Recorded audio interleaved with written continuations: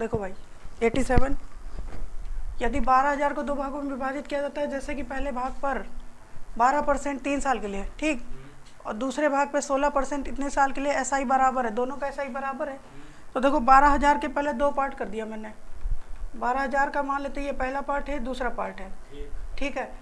पहले पार्ट पे 12% के हिसाब से 3 साल के लिए ब्याज कितना बनेगा, 36% ब्याज बनेगा, और दूसरे का ब्याज कितना बनेगा, 16 चौको 64 और 2 8, 72% आएगा, ठीक है। यानी कि पहली वाली प्रिंसिपल का 36% ये ब्याज हुआ, दूसरे वाले प्रिंसिपल का 72% ये ब्याज हुआ, ये दोनों कह रहा बराबर है। अब ये देखो ये डबल दिख रहा मुझे, तो फर्स्ट और सेकंड का अनुपात कितना आ जाएगा, 2:1 नहीं आएगा, 2:1 आया, 2:1 मतलब टोटल कितना पैसा हुआ, 3, रेशियो में तो 3 हुआ, और पैसे में ये 12,000 था, यानी कि 1:4,000, ठीक। तो बड़ा भाग पूछा था, तो बड़ा भाग 2 मतलब 4,000, 8,000 है ना, 1:4,000 आएगा तो 2:8। इसमें समझना क्या था, जब बता ही दिए पूरा, अरे छोड़ो वो पढ़ चुका है। देखो यदि 7700 को, अच्छा जैसे इसमें एक चीज, जैसे जो इसका एसआई का रेशियो मान निकला 5% और 10% 15%, ठीक, तो इनको क्या हम काट सकते हैं 5-10? हाँ काट सकते हो। देखो अनुज, बट ऐसा नहीं है जैसे 5, 10 और 15 को जोड़ेंगे तो वो अलग चीज आ रही है, और 1, 2 जोड़ना क्यों है भाई, टोटल यूनिट को नहीं 700 के बराबर नहीं करेंगे तभी तो निकलेगा, जोड़ेंगे क्यों, यहाँ SI बराबर कर रहा है ना, SI कैसे निकलता है, रेट और टाइम से, है ना। इसका अनुज का मान लिया मैंने, A रुपये मिला इसको, इसको V मिला, इसको D मिला, 5, 10, 15 ठीक। तो ये 5% इसका SI हुआ, इसका 10% SI हुआ, इसका 15%, ये तीनों % बराबर है। अब इसको चाहे तो काट दो, तो एक अनुज का, दो, बस यही चीज है, 3 आ गया धीरज का। अब ये तीनों जोड़ के हम लोग 700 के बराबर करेंगे कि नहीं? ये तो ऐसे थोड़ा ना होता है भाई, इसको जब रेशियो में पढ़ाया था, हमने कहा था ये बराबर वाले में यहाँ पे कोफिशिएंट नहीं लिखा जाता। अब से यहाँ A:B:D निकालना होगा, तो ये 1, 2, 3 थोड़ा ना होता है, ये कहाँ बता दिया मैंने। तो मैंने बताया था कि इसके नीचे जो चीज़ लिखा होता है वो रेशियो होता है हमारा, समझ में आया कि नहीं। तो 1, 2 और 3 का एलसीएम कितना आएगा, 6 से सबको डिवाइड करना पड़ेगा कि नहीं, ऊपर वाले नंबर तभी तो कटेंगे, ऊपर वेरिएबल सिर्फ होना चाहिए, कोई नंबर नहीं। तो यहाँ पे A/6 रेशियो B बराबर में कितना आएगा, 3, बराबर में D 2। देखो ऊपर सारे नंबर कट गए, तो A:B:D कितना आ गया, 6, 3, 2, ये रेशियो में आ गई वैल्यू, समझ में आया कि नहीं।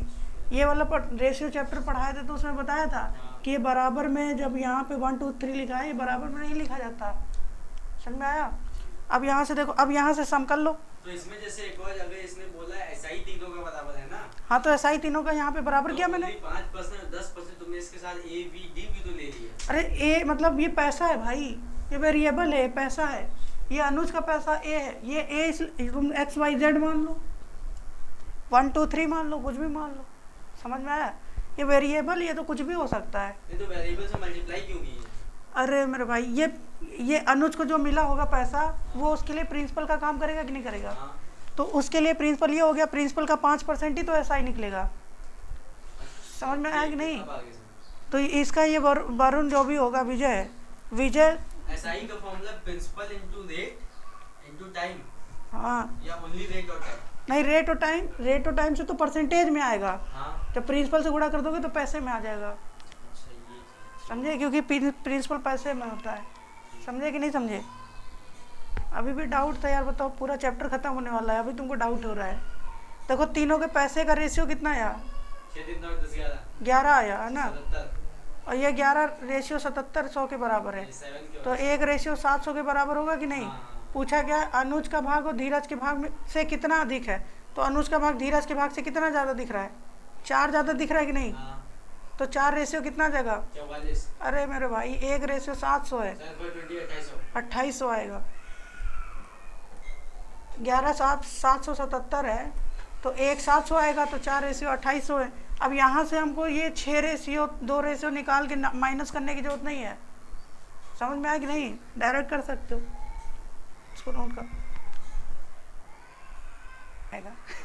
अब बताने जा रहे देखो कितने सालों में कह रहे हैं 350 की राशि पर 12% की दर से जो ब्याज है, जितना ब्याज 1100 की राशि 4 साल में इतने दर से अदा करते हैं वही ब्याज इसको भी मिलता है।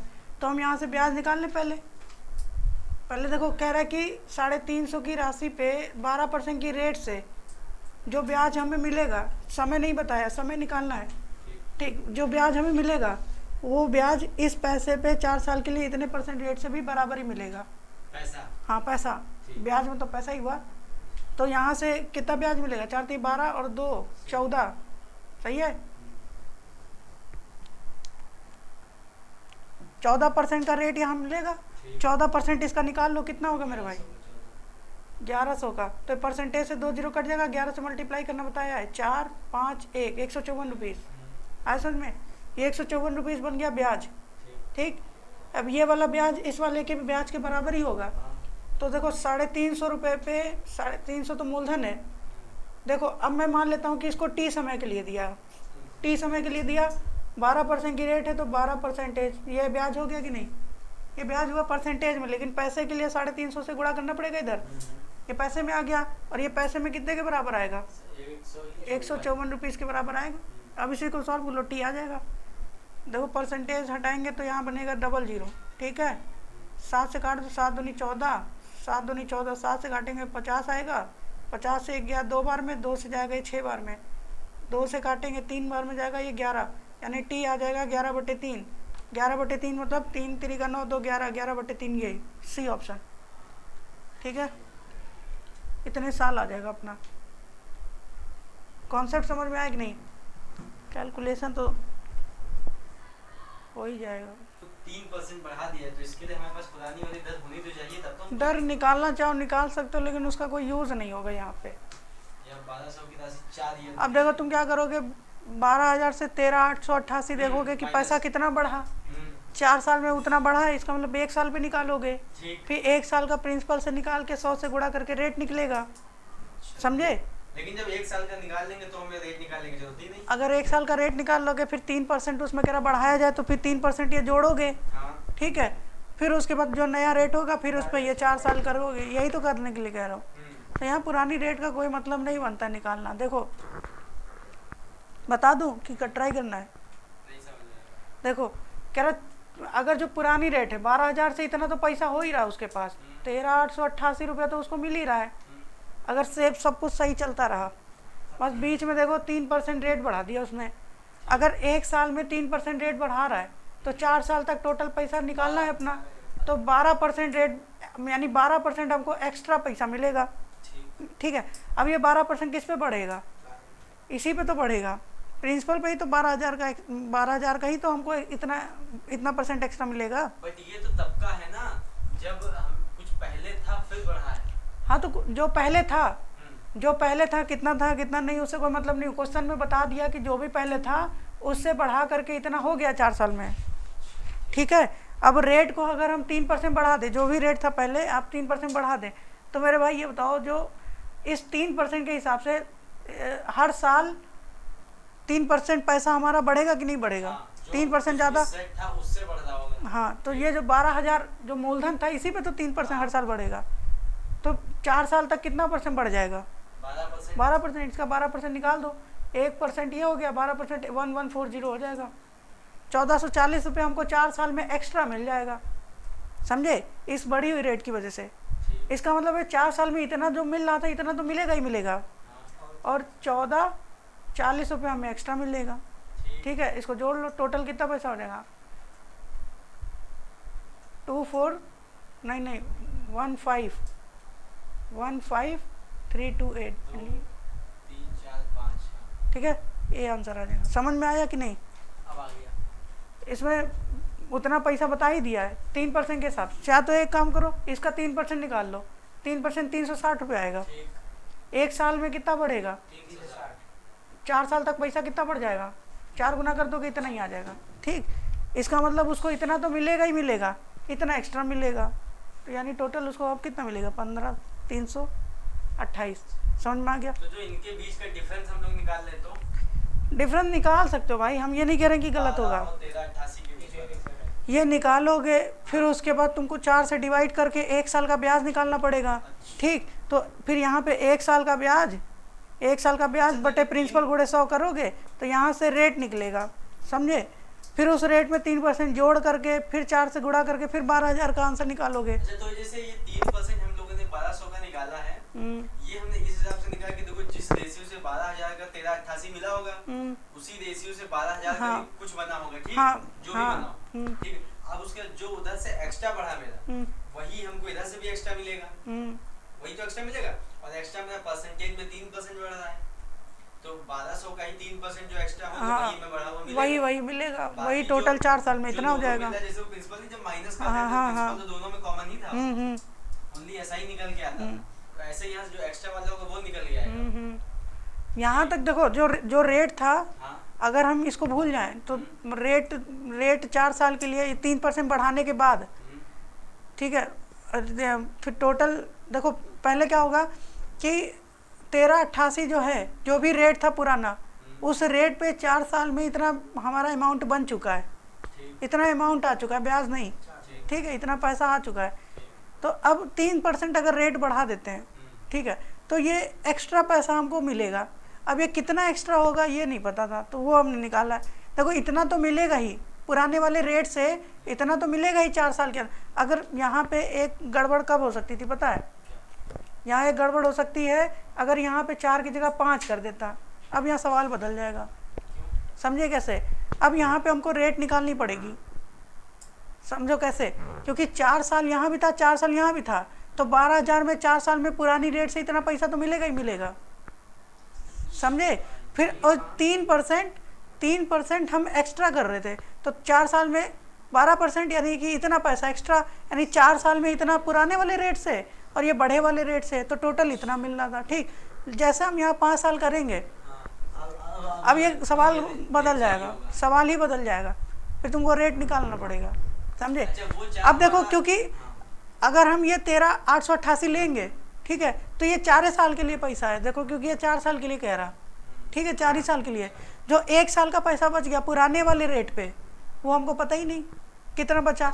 और अगर मान लेते हैं हम ये रेट 15% निकाल भी लें, 15% इसका निकाल भी लें, तो जो पैसा आएगा वो इसका तो आ जाएगा, इसका तो बढ़ा हुआ पैसा आएगा, लेकिन 1 साल का जो पैसा जो पुराने वाले रेट पे इस पे मिलना था वो नहीं पता चलेगा। उसके लिए हमको पुराना रेट पता होना चाहिए। अच्छा, वो पहले 4 सेम था, दोनों जगह वो सेम। हाँ, इसीलिए यहाँ पे उसका 3 निकाल लिया।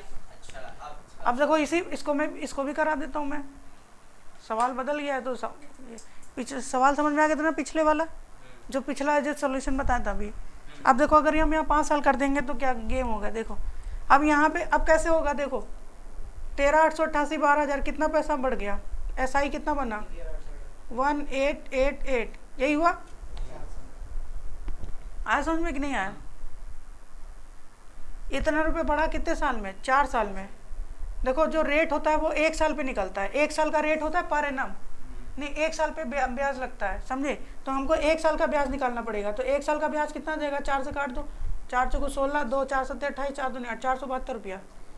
1 साल का ब्याज कितना बना मेरे भाई, 472। रेट कैसे निकलता है, 1 साल का ब्याज बटे प्रिंसिपल गुणे 100।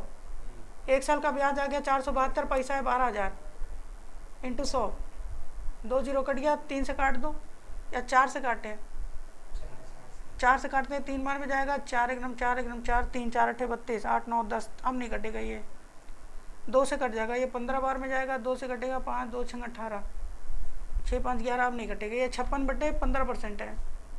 ठीक है, रेट सही है, अगर कैलकुलेशन मिस्टेक नहीं होगी तो यही आ रहा होगा।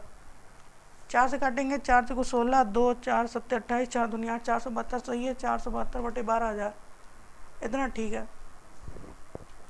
ठीक है, इतना ही है।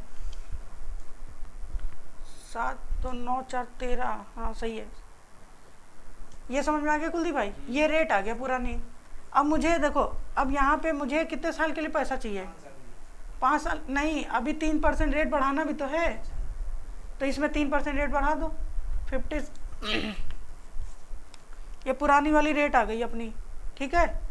नई रेट कितनी आ जाएगी, 8 मान लेता हूँ मैं, नया रेट 56, 15 में 3 और बढ़ा देना है, तो 15 3 45, यानी 45 56 कितना हो जाएगा मेरे भाई, 90 100 1, सही है। 101/15, 101/15% आएगा नया रेट, ठीक है। तो ये कितने साल के लिए, ब्याज कितना आएगा, अब रेट इंटू टाइम, यही तो परसेंटेज में ब्याज आएगा, नया ब्याज। तो रेट नया वाला कितना है, 101/15 गुणे टाइम कितना है, 5 है, तो 5 3 15 यानी 101/3% हुआ नया ब्याज, ठीक। ये परसेंटेज में आया, पैसे में निकाल लो।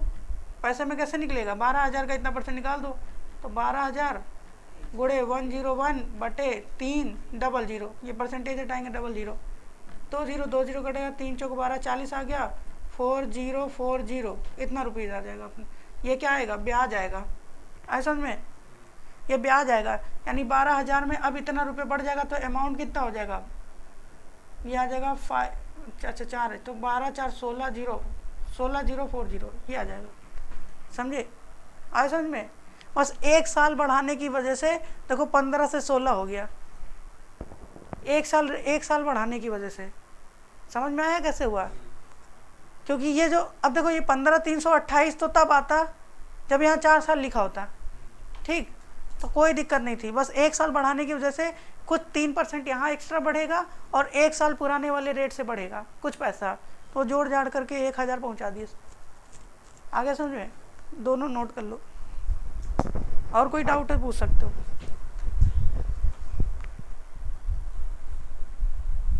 $59 आएगा ना, इसको भाग करेंगे तो 59/15 आएगा, फिर 45 जोड़ दो 59 में, मतलब 45 9 5 14 5 9 101 14 फिर भाई ये 4 आएगा, 104/15 ना, 4 5 104/15।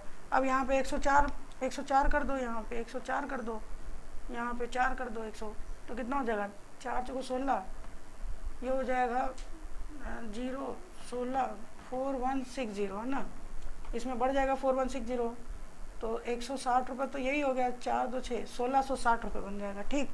अब पुराने वाले क्वेश्चन में था, पुराने वाले क्वेश्चन में अगर यहाँ 4 साल होता तो देखो पुराना वाला रेट तो ये निकल गया, 104/15 परसेंटेज लगाएंगे डबल जीरो, वहाँ 4 साल था और 12,000, ठीक है। ये 2 0 कट गया, फिर 5 से काटते हैं, 3 से 3 5 15 3 चौक 12 5 से काटा 8 बार में 8 चौक 32 32 गुणे 104 कर दो। यहाँ पे ब्याज कितना है, 4 दूनी 8 0 12 12 2 मतलब 1 आया, ठीक। 2 और 3 3 1 3 तो 3328 यानी 12,000 में इतना ब्याज मिल जाएगा, 3328, समझे। तो 15,328 यही ब्याज आया था, यही आया था 15,328। देखो यही रेट, ये पुराना वाला रेट निकालने की ज़रूरत नहीं थी, बस यहाँ पे हमको 5 साल मान के जब किए तो हमको यहाँ निकालना ही पड़ गया, इस वजह से हमने बस वो वाला क्वेश्चन भी वेरीफाई करा दिया कि देख लो बिना रेट के भी आंसर हमारा उतना ही आ रहा है। बस फ़र्क इतना है कि यहाँ पे जितने साल के लिए है उतने साल के लिए होना चाहिए, ठीक है, तभी हो पाएगा, नहीं तो फिर तुमको रेट निकालना ही पड़ेगा ये, और निकालना आता भी होगा, नहीं आता है तो देख लो, ठीक है, करो इसको।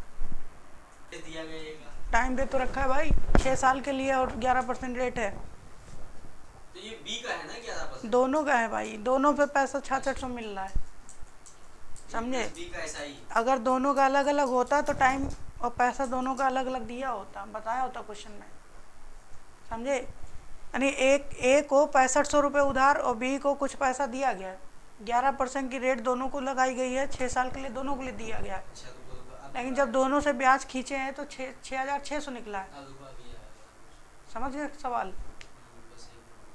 और बी को कितना मिला वो बताना,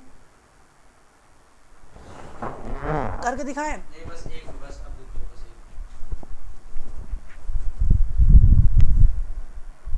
देखो कैसे होगा, ये मैंने कहा कि दोनों का सही जोड़ के 6,000 के बराबर कर दिया। देखो ए को 6500 रुपये मिला, ठीक है, बी को कितना मिला नहीं पता मुझे, लेकिन इसको 11% की रेट से 6 साल के लिए, इसको भी 11% रेट से 6 साल के लिए, इसका ब्याज बनेगा कितना 66%, इसका 66% निकाल दो, कितना आएगा 66% निकालेंगे तो 65 गुणे 66 कर दो मेरे भाई, कितना आएगा, ये 6 5 30 का 0 3 6 5 30 और 36 30 और 36 कितना हो गया 66, और मैं 3 जोड़ेंगे 69 बचेगा 6, 36 और 6 42 4290, ये आ गया पैसा हमारा ब्याज। आए समझ में? यानी ए को कितना ब्याज भरना है? 4290 रुपये ब्याज भरना है, ठीक। लेकिन दोनों से कितना पैसा मिला ब्याज के रूप में? इसका माइनस कर लेंगे 6600 रुपये, उसमें से 4290 तो हम ए ने भर दिया, निकाल ले माइनस तो बचा कितना? बी को कितना देना? देखो 90, ये 100 यहाँ मिला देंगे तो 300 हो जाएगा। क्यों लग रहा है ऐसे आंसर नहीं है? हाँ ठीक। अरे अभी आएगा कैसे नहीं, 10 और ले लेंगे तो 300 होगा, ठीक ठीक है। 300 ये हो गया, 300 ये, 600 हो गया कि नहीं? ठीक 6 में से 2 गया 200, ठीक 2310। यानी बी ने कितना ब्याज चुकाया? 2310। परसेंटेज में कितना चुका रहा है? 66%। तो 66% किसके बराबर? बस अब आ जाएगा, तुमको यहाँ से 100 निकाल लेंगे। बस तुमको बहुत लगता है। 11 से काट दो, 11 सिंह 66, 6 से काटेंगे 6 त्रिक 18, 6 पंचे 30, 35 इंटू 100 कितना हो जाएगा मेरे भाई? 100। उससे ज़्यादा इजी मुझे ये वाला तरीका लगता है। कौन वाला? दोनों का ऐसा ही बस जोड़ दो। दोनों का ऐसा ही जोड़ा हुआ दिया ही है वे, इसमें जोड़ना क्या है? नहीं, जोड़ के 6600 के बराबर कर दो, एक्सप्रेशन बना के दोनों। अच्छा एक्सप्रेशन बना के, हाँ, अच्छा अच्छा, ऐसा तो ही ऐसे बस। कर लिए होगे 6500 गुणे 66% प्लस बी का 66% बस बराबर बराबर में 66। यही तो हम भी किए हैं। सबसे बड़ी बात 66 पूरा पूरा कॉमन मिल गया तो कटने में हाँ, मजा तो आता है। वही तो इस तरीके से कर सकते हो, वही तो हम भी किए मेरे भाई। यहाँ पे हमने अलग निकाला है, निकाले तुम भी वही हो, हम भी वही निकाले हैं।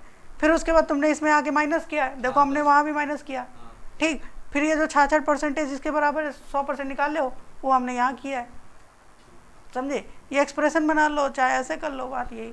बस ये ना कि ये वाली चीज़ें तुम दिमाग में कर सकते हो। बार बार देखो, ये जो है बोर्ड एग्ज़ाम में लिखने के लिए सही है।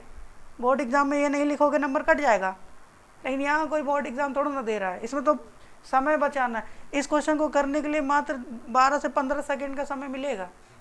अगर तुम ये लिखोगे ना 4-5 सेकेंड इसी में चला जाएगा, और सॉल्व करोगे तो आराम से 1 मिनट जाएगा। और इतने इजी डिजिट वहाँ मिलेंगे नहीं, और मिल भी गए तो कम से कम इस सरल सवाल में कम से कम अपना समय बचाना होता है। इसमें 1 मिनट 1.5 मिनट लेके जा रहे हो तो समय कहाँ बचा रहे हो? फिर कठिन सवाल में तो समय जाना ही जाना है, जहाँ समय बटोरना चाहिए वहाँ गवा रहे हो। हैबिट डालो कि ये सब लिखना ना पड़े मुझे, समझे? अब मैं ये नहीं लिखता हूँ तो तुम समझ में नहीं आता कि नहीं समझ में आया। अच्छा, मैं यहाँ नहीं लिखता हूँ तो कहते हो नहीं समझ में आया, तो मुझे मजबूरी में लिखना पड़ता है, ये कैलकुलेशन करके दिखानी पड़ी कि देखो ये ऐसे ऐसे हो रहा है। नहीं तो मैं तो यहाँ से कहता कि 11 छंग 66, बस इतना लिखता मैं, ये 66%। यहाँ से मुझे दिख रहा है 11 छंग 66, इसका 66% है, इतना लिखता, ठीक। उसके बाद ये 6600 में मैं फिर ये लिखता, और इतने पे फिर हमारा आंसर टिक मार देते, 3 स्टेप लिखते, समझे? एग्ज़ाम हॉल में जाके इस तरीके से नहीं लिखा जाता, ए बी इधर 65 इधर 11 66, ये कॉपी पे लिखा जाता है। ये समझाने के लिए लिख रहा हूँ, समझे? अब छोटे बच्चे नहीं रह गए, अगर ये लिखने लगोगे ना कभी एग्ज़ाम नहीं निकलेगा। एसएससी तो भूल ही जाओ। चलो नोट कर लो इसको। देखो क्वेश्चन 93। मिस्टर राधे के पास 12,000 रुपये, उसमें से कुछ हिस्सा ए को इतने रेट से, साल नहीं बताया इसने? नहीं, चलो कोई बात नहीं। लास्ट में बोला है 3 साल, 3 दोनों को 3 साल बाद का 3600। अच्छा अच्छा, ठीक है। तो यानी कि देखो, ए को कुछ पैसा मिला, ए को ए ही रुपये मान लेता हूँ मैं, ठीक। 7% रेट से 3 साल के लिए, और बी को 12% की रेट से 3 साल के लिए, ठीक है। 3600 ब्याज, ये वही सवाल हो गया पूरा, ठीक है। अच्छा अच्छा मेरे भाई एक बात बताओ कुलदीप भाई, देखो अगर मैं ये मान के चलूँ कि 12,000 रुपया है हमारा, ठीक है, तो कॉन्सेप्चुअल है, मैं एक्सप्रेशन से नहीं कॉन्सेप्ट से सिखाना चाह रहा हूँ। देखो अगर मान के चलो 7% ये, और ये भी 7% ही देता है, इसको मैं 7 और 5% ऐसे लिख देता हूँ, ठीक है। ये इसलिए लिखा ताकि देखो ये पता चले कि 7% तो दे ही रहा है, मिनिमम 7% ये भी दे रहा है, ठीक है, मतलब 7% तो ये भी दे रहा है। तो अब देखो, नहीं रुको तो अभी सवाल तो समझो। देखो यहाँ से ये 21% ब्याज बनेगा, ठीक है, ये भी 21% देगा कि नहीं देगा?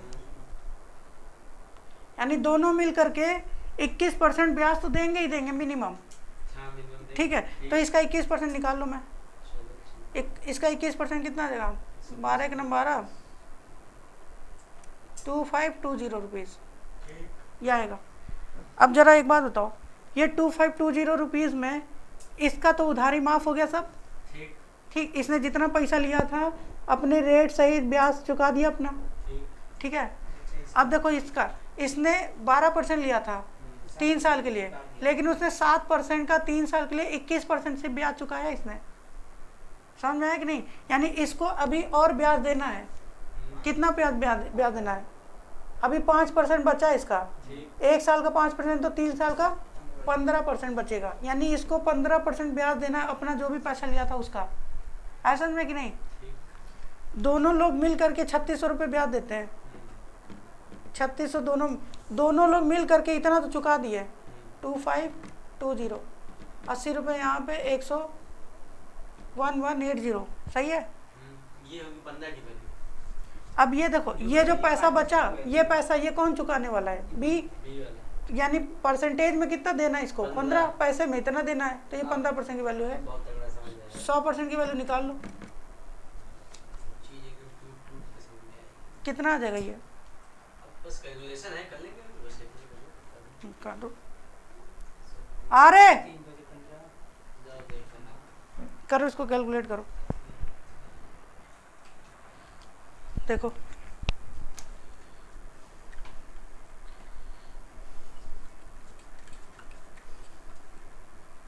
देखो, ए का 7% यानी ए का 21% और इसका 21% ऑफ बी और प्लस कितना 5% और बी, है ना? सही है। 12% है, बात ये 36, 15% होगा भाई, 5 नहीं 36 आएगा ना। 12% के हिसाब से 3 साल का रेट, तो 36% ऑफ बी। 36 को मैंने 21 और 5 में 15 में तोड़ दिया ताकि यहाँ से 21 कॉमन आ जाए। और ए प्लस बी ये कितना है? 12,000। तो हम लोग एक चीज में गलत, वही चीज़ तो कर रहे हैं यार, वही बात तो वही है। थोड़ा सा 12,000 का 21% निकालो, फिर से गलत कर रहे थे हम लोग। ये जीरो आएगा, 12 1 2 12 2 24 से 25 25 20 रुपये आया। 3600 रुपये था, 3600 में से 25 20 नहीं 25 सही था। ये 80 होगा, ये जीरो, ये 1080 1080। ये 15% की वैल्यू है, 15% की वैल्यू है इतना। 15 नवैया 108 90, तो 9000 आंसर आ जाएगा। डी ऑप्शन आ जाएगा। हम लोग 1100 लिए थे, गलत कर दिया, डी माइनस गलती होगा, हो जाता उतना। यहाँ गलत हुआ होगा यार। 3 से काट तो 3 5 15, 5 से काटोगे 36 बार में जाएगा 72, 00 आएगा, 7200 आएगा। सी आएगा।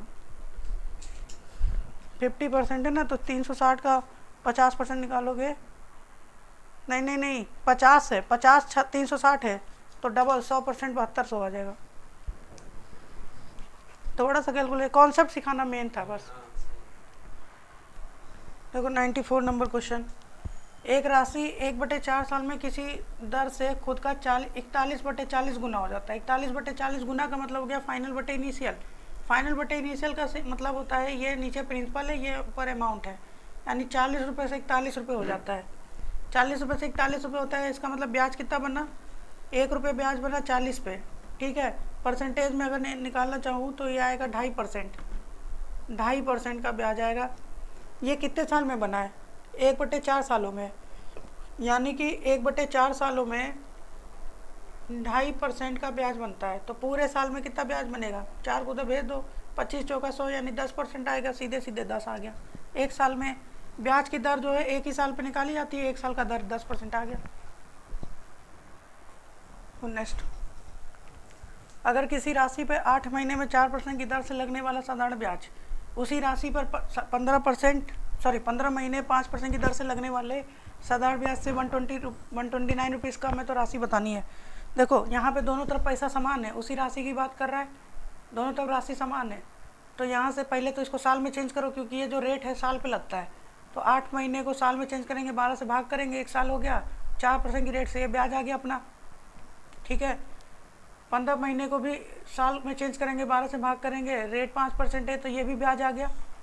ठीक है, ये दोनों ब्याज का अंतर कह रहा है कि 129 रुपीज़ है, 129 रुपीज़। ठीक है, 100% निकाल लो यहाँ से, आराम से आ जाएगा।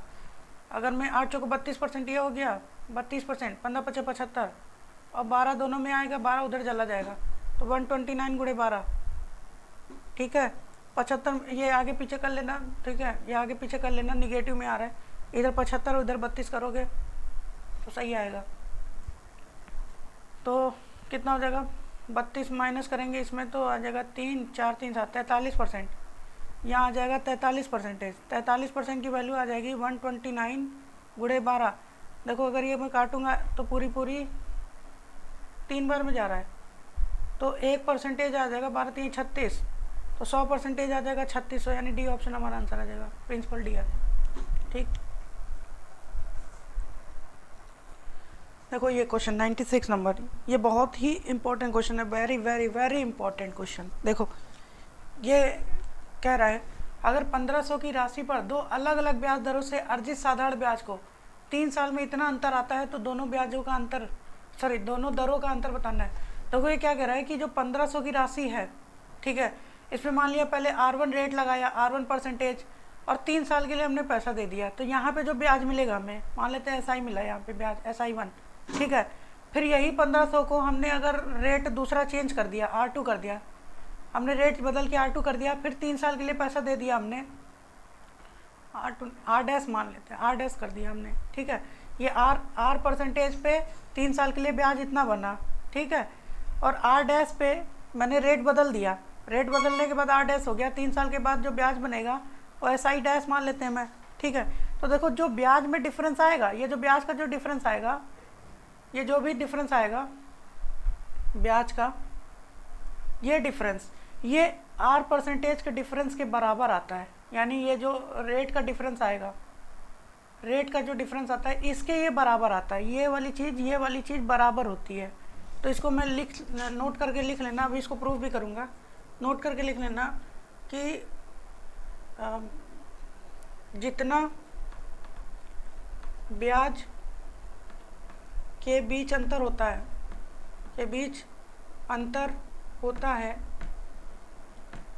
वही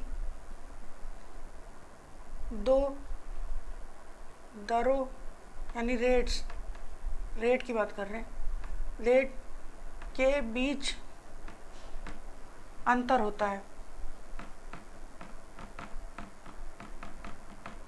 ठीक है। या जितना ब्याज के बीच अंतर होता है वही दो दरों के बीच अंतर होता है। देखो जितना ब्याज के बीच अंतर होता है वही दोनों रेट्स के बीच का जो अंतर होता है ये, ठीक है, जितना रेट्स के बीच अंतर होता है वो इतना, ठीक है। अब इस सवाल में क्या कह रहा था, इस सवाल में कह रहा है कि 1500 की राशि पर दो अलग अलग ब्याज दर है। 1500 की राशि में पहले R% का रेट लिया, 3 साल के लिए हमारा कुछ SI बना, ठीक है। फिर 1500 की राशि पे दूसरा रेट लगा दिया हमने, दूसरा रेट लगाया, 3 साल के लिए दूसरा SI बनेगा, जैसे रेट बदलेंगे SI बदल जाएगा, दोनों का डिफरेंस उसने बता रखा है इतना, तो हमको रेट का डिफरेंस बताना है। तो रेट का डिफरेंस, रेट देखो रेट कितना है ये नहीं निकाल सकते, ठीक है। अगर हमसे रेट पूछता तो कैन नॉट से आंसर आता, क्यों, क्योंकि रेट निकालने के लिए कंडीशन होती है, यहाँ पे अंतर हम निकाल सकते हैं, ये इस कॉन्सेप्ट से हम अंतर बता सकते हैं दोनों का, ठीक है। अब यहाँ पे मैं इसको प्रूफ करने जा रहा हूँ, इसको प्रूफ करता हूँ। एक प्रूफ करने से पहले एक चीज़ और समझाना चाहता हूँ। देखो प्रूफ करने से पहले एक चीज़ और बताना है मुझे कि देखो जो मुझे अगर रेट निकालना है, मुझे रेट निकालने के लिए क्या क्या चीज़ें पता होनी चाहिए। पहली चीज़ SI अगर पता हो तब भी हम रेट निकाल सकते हैं, ठीक है। अगर हमें प्रिंसिपल पता हो तब भी रेट निकाल सकते हैं,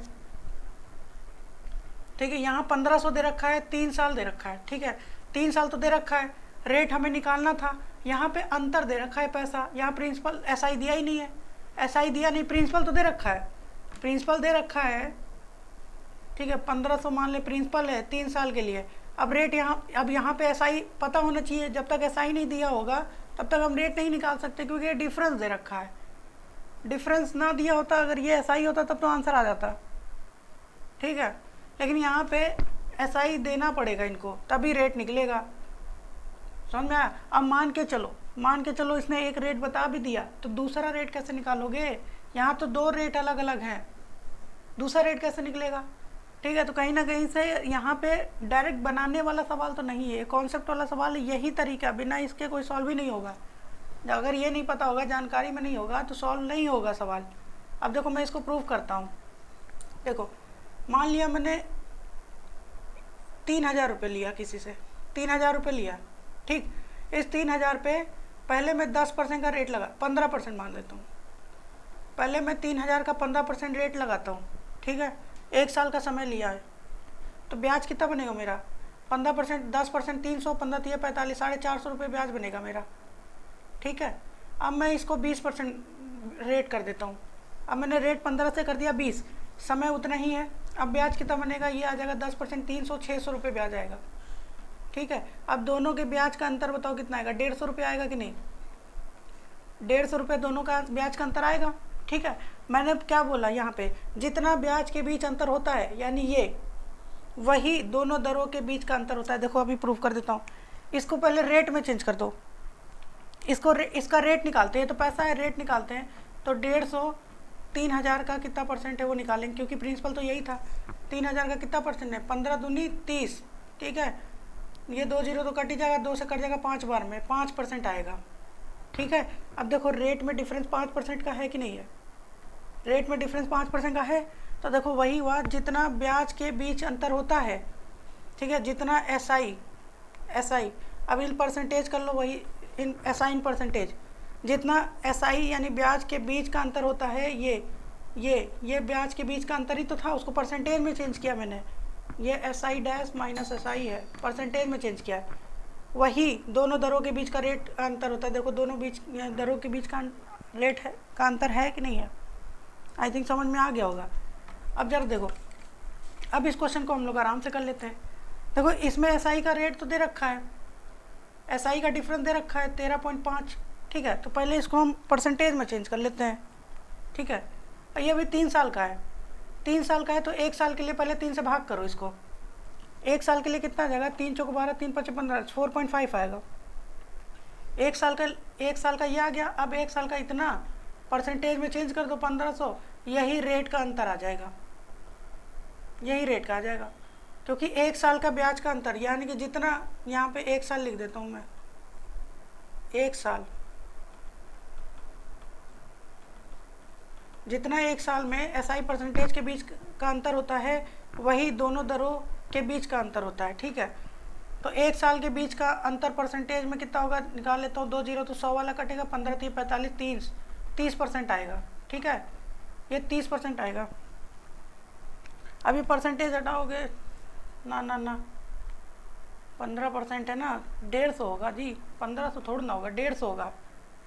तो ये आ जाएगा 1 जीरो और बढ़ेगा, ये 1500 1 जीरो और बढ़ेगा, तो यह आ जाएगा 0.3%, यानी कि C ऑप्शन हमारा आंसर आ जाएगा, ठीक है। ये कॉन्सेप्ट बहुत इंपॉर्टेंट है, इससे डायरेक्ट सवाल आएगा। नहीं तो एक काम और कर सकते हो, डायरेक्ट भी कर सकते हो। डायरेक्ट कैसे करना है? देखो 1500 का ये कितना गुना दिखता है? 1500 ये जो 13.5 है, ये कितना गुना है? 15 9 या 135 होता है, लेकिन 135 तो है नहीं, डेसिमल में है, तो 0.9 गुना, ये 0.9 गुना हुआ है 3 साल में। तो 1 साल में कितना हो जाएगा? 0.3 गुना। 1 साल में 0.3 गुना, यानी 0.3% का रेट लग रहा है।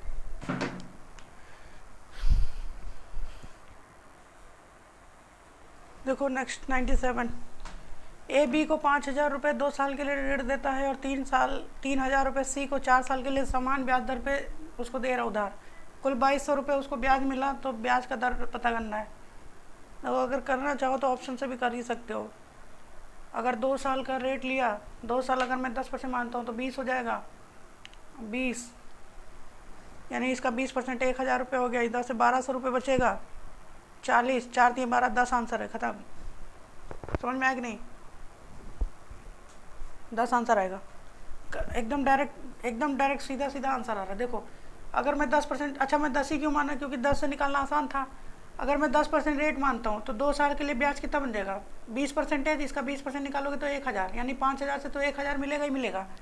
अगर मैं 10% के हिसाब से 4 साल के लिए लगाऊंगा तो 40%, इसका 40% निकालोगे तो 1,200 आएगा। बस इसको जोड़ोगे तो 2,200 बन जाएगा। और जहाँ वो बता रहे कुल ब्याज 2,200 ही है, तो इसका मतलब 10% हमारा आंसर है, ठीक। बस इतना ही करना था। अब देखो अगर नहीं आता है तो उसको कैसे करेंगे? देखो अगर मैं रेट को R% मान लूँ, रेट को R% मान लेता हूँ, तो 2 साल के लिए इतना पैसा, इतना ब्याज बनेगा परसेंटेज में। पैसे के लिए 5,000 से गुणा कर दिया, ठीक है, इतना। उसके बाद तो वही R% 4 साल के लिए इतना ब्याज बनाएगा, इस ये 3000 पे लगेगा, ये दोनों मिला करके कितना बन जाएगा 2200 रुपया। अब सॉल्व कर लो, R निकल जाएगा, 5 दूनी 10, यहाँ तो 10,000 हो गया, 10,000 R%, यहाँ कितना आएगा 4 थी 12,000, 12,000 R%, टोटल कितना हो जाएगा 22,000, 22,000 R% बराबर में 2200, ये कट जाएगा 10 बार आ जाएगा, R बराबर 10%, पूरी 10 बार में जाएगा, ठीक है। अरे 10 बार में नहीं जाएगा, 1/10 बचेगा, 1/10 को 100, 1/10 मतलब 10%, परसेंटेज में चेंज करेंगे तो। अब देखो ये सिंपल इंटरेस्ट का एकदम लास्ट क्वेश्चन है, इसके बाद कंपाउंड इंटरेस्ट शुरू हो जाएगा, अगली वीडियो में कंपाउंड इंटरेस्ट की बनाऊंगा। देखो ए बी को 2500 व सी को कुछ राशि, ये सिंपल इंटरेस्ट का लास्ट क्वेश्चन है, देखो बड़े ध्यान से। ए बी को 2500 व सी को कुछ राशि 7% की दर से SI पर उधार देता है। ए बी को अच्छा ए ने बी को कितना दिया 2500 और सी को कितना दिया ये नहीं बता, सी को मान लेते हैं 100 रुपये दिया, ठीक है। 7% की दर से SI पर उधार, यानी इसको भी 7% की दर दे रहा है, इसको भी 7%, और दोनों से 4 साल के लिए दे रहा है, दोनों को 4 साल के लिए दे रहा है। ये तो सरल सवाल हो गया, पहले जैसे बना चुके हैं। देखो ब्याज कितना मिलेगा 28%, तो इसका 28% कितना हो जाएगा 2500 का 28%। अब देखो मुझे इसका 28% निकालना है, तो मैं इस परसेंटेज को परसेंटेज लगाएंगे तो 2 जीरो बढ़ेगा, ये 2 जीरो काट देगा, ठीक है। इस 25 को 1/4 अज्यूम करो, 1/4, क्योंकि 25% 1/4 होता है, तो 25 1/4 करेंगे तो 7 आ जाएगा, 7 तो होगा नहीं 700 हो जाएगा, ऐसा में इसका गुणा कर लेना 700 आएगा। तो इसका मतलब ये ब्याज कितना आया 700, दोनों से कितना ब्याज मिलता है 1120, यानी दोनों बी और सी मिल करके 1120 देते हैं, उसमें से बी कितना दे रहा है, बी ने तो 700 दे दिया भैया, 420 रुपया, ये सी देगा, सी का कितना ब्याज बनता है परसेंटेज में 28%, यानी 28% जो है 420 के बराबर है, 100% निकाल दो, तो सी का 100% कितना हो जाएगा 14 दूनी 28, 14 3 42, 15 आएगा, 1500, 15 आ जाएगा, इसको काटोगे 15 आएगा, 15 × 100 1500 आ जाएगा, ठीक है। यहाँ पे SI हो गया ख़त्म, SI ख़त्म, tata bye bye goodbye bye. अगली वीडियो बनेगी कंपाउंड इंटरेस्ट की, ठीक है, नोट कर लो आराम से।